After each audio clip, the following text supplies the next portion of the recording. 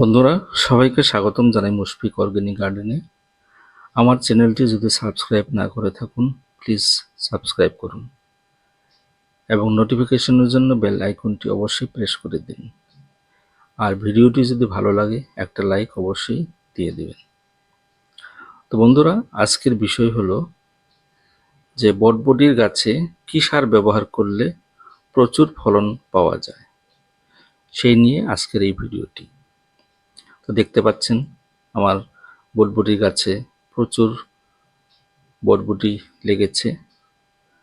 তো আমি প্রথমত ঢিপি তৈরি করার সময় ঢিপিতে শুধুমাত্র গোবর সার ব্যবহার করেছি।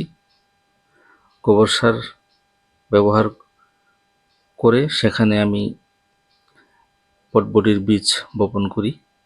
আপনারা চাইলে বাজার থেকে কম্পোস্ট সার কিনে নিয়ে এসে ব্যবহার করতে পারেন যদি গোবর সার না থাকে। তো বীজ বপন করার পরে যখন অঙ্কুর গাজিয়েছে তার 15 দিন পরে আমি এই গাছের গোড়ায় সর্ষের খোল ভিজানোর জল ব্যবহার করেছি 15 দিন পর পর। আপনারা 50 গ্রাম শস্য খোল 1 লিটার জলের মধ্যে ভিজিয়ে রাখবেন 2 দিন।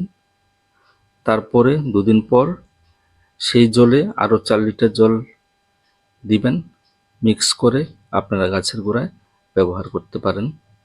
কারণ সর্ষের খোল ভিজানোর জল একটা মারাত্মক সার।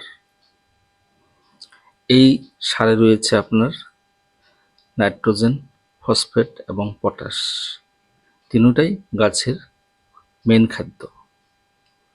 কারণ সর্ষের খোল ভিজানো জল 15 দিন পর পর ব্যবহার করে আমি প্রচুর ফলন পেয়েছি। আমি আরেকটা সার ব্যবহার করেছি, সেটি হলো বাজার থেকে পচা কলা কিনে নিয়ে এসেছি।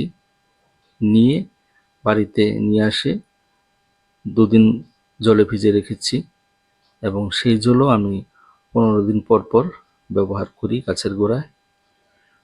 তো পচা কলার জলের মধ্যে রয়েছে পটাশ, যেটা গাছের জন্য খুবই জরুরি একটা উপাদান।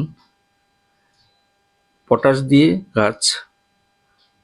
গাছের ক্ষমতা বাড়ে এবং ফুল ফল আসা সাহায্য করে।